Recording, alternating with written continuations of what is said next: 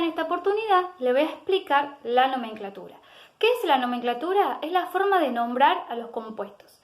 En este caso, los compuestos inorgánicos se basan en las mismas reglas y se los pueden nombrar en tres formas distintas. Está la de Stock, la moderna y la tradicional, ¿sí?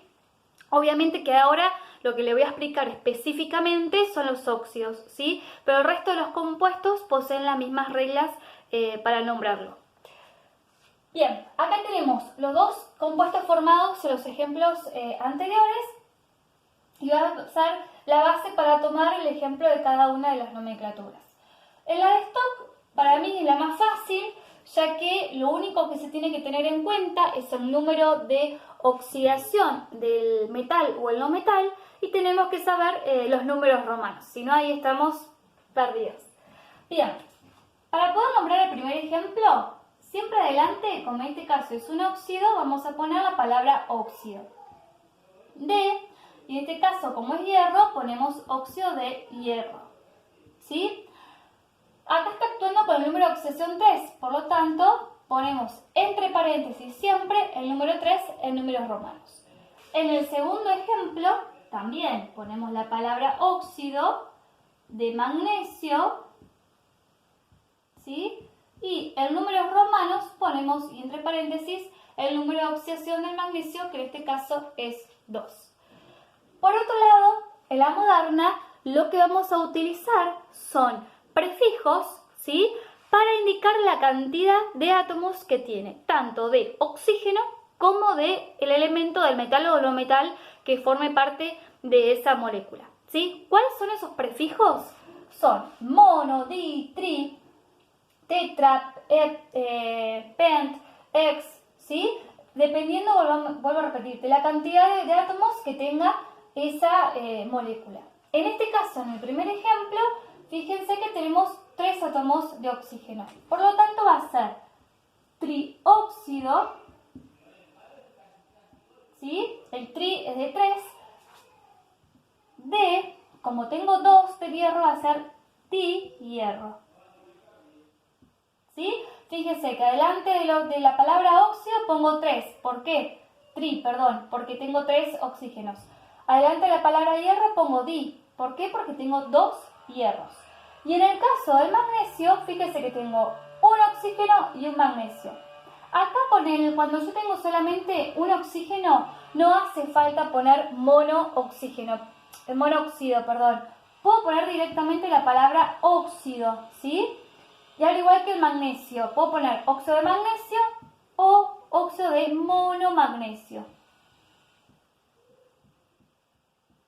¿Sí? Recuerden entonces que este mono me está indicando que tengo solamente un átomo de magnesio. Y ahora pasamos a la tradicional, que por ahí es un poquito más complicada que el resto, porque tiene una regla más larga, digamos. Bien, cuando el elemento químico, sea el metal o no metal, tengan solamente un número de oxidación, como es en el caso del magnesio, que solamente actúa con 2, ¿sí? Para poder, el nombre, le pongo acá arriba, va a quedar óxido de magnesio, nada más. Es decir, voy a poner la palabra óxido de el nombre del compuesto, del elemento que lo esté formando, que en este caso es magnesio. Pero si ya el elemento posee 2, 3 o 4, ¿sí? Números de oxidación, ya ahí tenemos que pasar a esta reglita, ¿sí? ¿Qué quiere decir esta regla? En aquellos elementos en los cuales solamente tengan 2 números de oxidación, como es en el caso del hierro, que actúa con 2 y 3 nada más, vamos a utilizar el sufijo oso o ico, ¿sí? El oso va a ser para el más pequeño e ico para el mayor, ¿sí? ¿Qué quiere decir? Que si el hierro está actuando con 2, va a terminar con oso. Y si está actuando con 3, va a terminar con ico. En aquellos elementos en donde haya 3 números de oxidación, le vamos a agregar hipooso. Cuando actúa con el más chiquitito de todos, adelante del nombre del elemento le tengo que agregar hipo y al final oso. Por ejemplo, como el cromo, que me quedaría cromoso, ¿sí? Y el segundo va a ser el oso y el tercero el ico. Y cuando tengo 4 números de oxidación, ya voy a utilizar todos la regla, y para el más grande de todos, en el caso del cloro, por ejemplo, que actúa con 1, 3, 5 y 7, si estaría actuando con 7, le voy a agregar la palabra per adelante y que me quedaría perclórico, ¿sí? Bien, volviendo al ejemplo del hierro, en este caso me quedaría óxido, ¿sí? Ustedes pueden pensar, ¿y le va a quedar óxido hierroso o óxido hierrico? No. ¿Por qué? Porque a su vez, esta nomenclatura, en algunos compuestos químicos, ¿sí? Que después cualquier cosa me preguntan o se lo anoto en el trabajo, cambian el nombre, ¿sí? Por ejemplo, el hierro va a ser férrico o ferroso. ¿Por qué? Porque se toma la primer parte, digamos, del nombre del elemento químico en latín, ¿sí?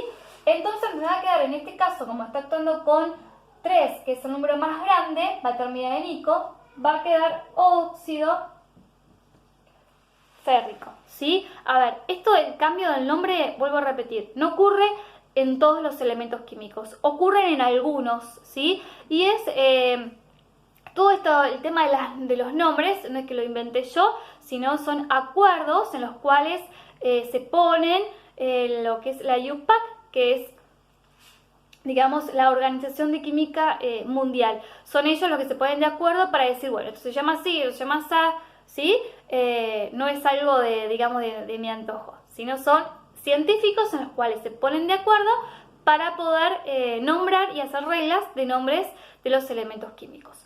Hay compuestos en los cuales los podemos encontrar en forma de stock, hay otros que por ahí generalmente se nombran en forma tradicional, otros por ahí se nombran en forma moderna, ¿sí? Por eso es necesario saber las 3 nomenclaturas, porque algunos no es que se utiliza siempre la tradicional o únicamente la stock, no, es variado, ¿sí? Entonces necesitamos saber los 3, digamos, reglas de las nomenclaturas, los 3 tipos de nomenclatura.